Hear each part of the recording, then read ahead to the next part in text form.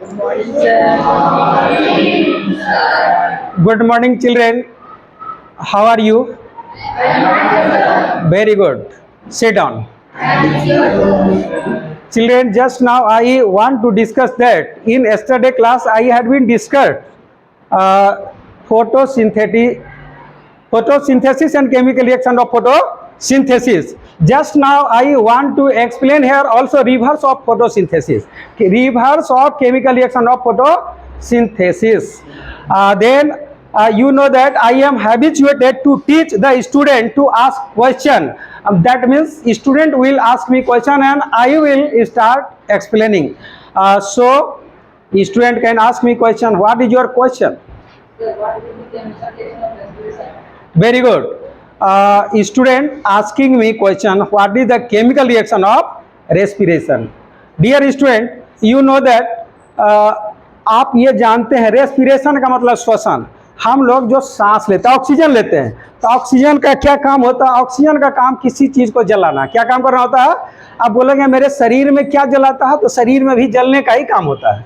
तो आप देखिए, आप जो खाना हम लोग खाते हैं, चाहे कार्बोहाइड्रेट खाते हैं, प्रोटीन खाते हैं या फैट खाते हैं, तो वास्तव में केमिकली क्या है? तो शॉर्टली मैं ग्लूकोज लेके बता रहा हूँ। मान लीजिए कि आप चावल रोटी खाते हैं, तो इसको डाइजेशन जो बोलते हो, डाइजेशन वर्ड, ये ग्लूकोज हो गया पचने के बाद, समझ गए?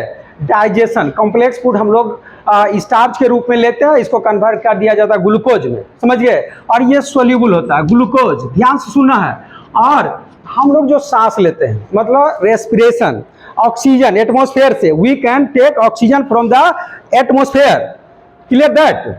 और ये ऑक्सीजन क्या करता है? इसका काम है किसी चीज को जलने में मदद करना, जलने में मदद करना। तो किसी चीज को जलाते हैं, आप देखते हैं एक लकड़ी के टुकड़े को यारो तो धुआं निकलने लगता है, निकलता है ना? तो दो चीज बनता है, ध्यान दीजिए।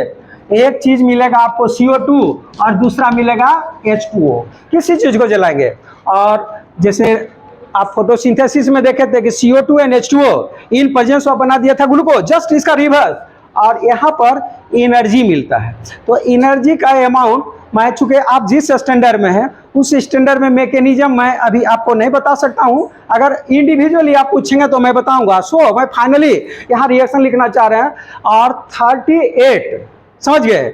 ATP आप पूछ सकते हो कि what is the meaning of ATP? ATP means होता है बच्चों एडिनोसिन ट्राइफॉस्फेट। एडिनोसिन ट्राइफॉस्फेट मतलब 3 फॉस्फेट मॉलिक्यूल रहता है, एडिनिन एक बेस है, उससे जुड़ा हुआ। तो एडिनोसिन ट्राइफॉस्फेट, एक फॉस्फेट बॉन्ड टूटता है तो 10,000 किलो कैलोरी एनर्जी निकलती है। कितने निकलती है? 10,000 किलो कैलोरी एनर्जी। तो ये जो बताया गया 1 ग्राम ग्लूकोज से हमको मिलता है 38 ATP, समझ में रहा?